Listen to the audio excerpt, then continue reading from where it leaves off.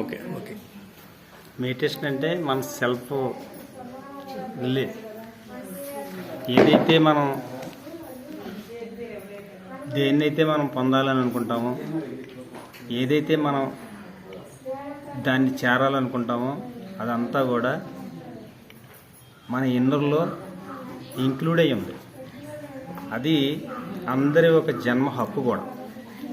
దాన్ని మనం పొందాలి, పూర్తిగా ఆస్వాదించాలి అంటే మన ఇన్నర్లో ప్రయాణం జరగాలి. అంటే మన లోపలికి మనం అంతర్ముఖ ప్రయాణం జరిగినప్పుడు ఈ భూమి మీద మనం పొందలేనంటూ ఏమి ఉండదు.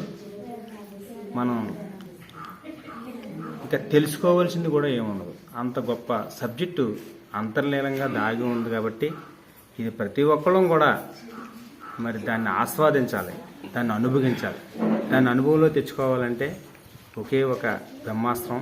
ఆ బ్రహ్మాస్త్రం మన శ్వాసక్రియని ఎవరైతే పట్టుకుంటారో మన శ్వాసే మన దిక్కు చూసి, అంటే శ్వాసను ఎవరైతే పట్టుకుంటారో వాళ్ళు ఒక వజ్రాయుధంలా పనిచేస్తుంది శ్వాస అనేది.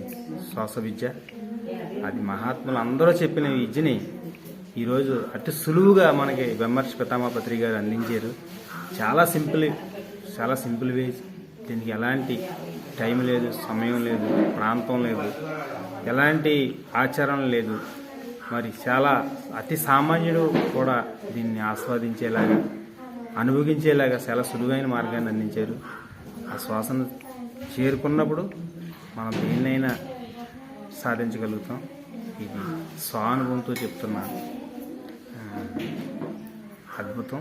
ఇది అందరూ కూడా దీన్ని పొందాలి, అందరూ దీన్ని ఆస్వాదించాలి. Okay sir.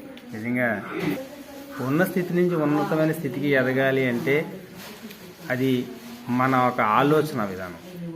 మన ఆలోచన విధానం ఎలా అయితే ఉందో మన జీవిత పరిణామం కూడా అలాగే ఉంటుంది. మనం దేన్నైనా సాధించాలని ఒక దృఢ సంకల్పం మనం ఎప్పుడైతే విశ్వాసం, నమ్మకంతో మనం ప్రయాణం చేయగలిగితే దేన్నైనా పొందొచ్చు, దేన్నైనా ఆకర్షించే శక్తి ఉంటుంది. ఒక ఇప్పనాడిలాగా మన జీవితం మారిపోతుంది. ఎందుకనంటే దానికి ఉన్న పవర్ అటువంటిది. ఆ పవర్ ఏం చేస్తుందంటే ఎలాంటి వాళ్ళనైనా సరే ఇటువైపు తిప్పే స్థాయి మనకి మెడిటేషన్లో దొరుకుతుంది. అసలు తిరుగులేని బ్రహ్మాస్త్రం ఈ శ్వాసక్రియ. అన్నిటికీ కూడా మూలం ఒకటే. అది ఏది కావాలనుకున్నా, ఏది మనం చెందాలనుకున్నా. సార్ ఇప్పుడు చిన్న క్వశ్చన్ సార్, చెప్పండి. ఐన్స్టీన్ సైంటిస్ట్ ఉన్నాడు కానీ తన మైండ్లో 1% వాడితేనే ప్రపంచంలో పెద్ద సైంటిస్ట్ అయ్యాడు. ఇప్పుడు నిజంగా మన మైండ్లో అంత అనంతమైన శక్తి ఉందంటారా? ఖచ్చితంగా ఉంది. ఎందుకంటే ఈ భూమి మీద ఎవరికి కూడా తక్కువ లేదు. ఎందుకంటే అందరి జన్మ హక్కు కూడా అది. ప్రతి ఒక్కడు కూడా మరి ఉన్న స్థితి నుంచి ఉన్నతమైన స్థితికి ఎదగడానికి అందరికీ అన్ని హక్కులతోటి కూడుకుని ఉన్నది ఈ ఒక బ్రహ్మ విద్య ఒకటే. ఎందుకంటే దీంట్లో అందరూ సమానులు. ఓకే, ధ్యానం చేశారు కానీ ఆలోచన లేదు ఉన్నత స్థితికి వెళ్ళాలని. మరి ఎలా సాధ్యం అంటారు? ఇది ఆలోచన రహిత స్థితికి వెళ్ళాలన్నా సరే మనం దీన్ని ఒక కాస్త శ్రద్ధ పెట్టాలి. ఏంటి ఆ శ్రద్ధ అంటే మన ఆలోచన అనేది మన మనసు ప్రభావం ఎప్పటికప్పుడు మైండ్ మారిపోతూ ఉంటుంది. దాన్ని కట్ చేయాలంటే మన తరం కాదు, దాన్ని పట్టుకోలేము, కట్టలేము. కానీ దానికి మన మనసుకి ఒక పని అప్పచెప్పాలి. ఆ పని ఏంటంటే మన ధ్యాస మన శ్వాస మీదకి, మన దృష్టి మన మనసుని మన శ్వాస మీద పెట్టగలిగితే ఆలోచన రహిత స్థితికి చేరుకుంటాం.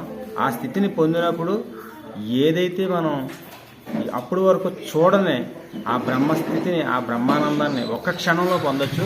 ఇది తిరుగులేని అనుభూతి.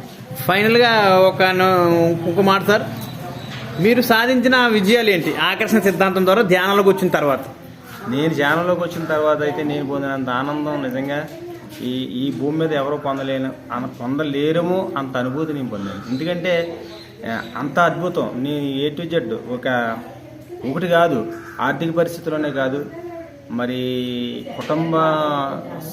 కుటుంబంలో సమస్య కానివ్వండి, ఏ విషయమైనా సరే నేను పొందినంత ఆనందం మామూలు ఆనందం కాదు. అన్ని రంగాల్లోని కూడా అన్ని ఒక వ్యాపారంలోనే కానీ, ఆర్థికంగా కానీ, కుటుంబ విషయంలో కానీ, మా పిల్లల విషయంలో కానీ, మా తల్లిదండ్రుల విషయంలో కానీ, మా ఫ్యామిలీ విషయంలో కానీ నిజంగా నేను అందరికీ ఆదర్శపాయంగా ఈరోజు ఇక్కడ నేను పొందగలిగాను.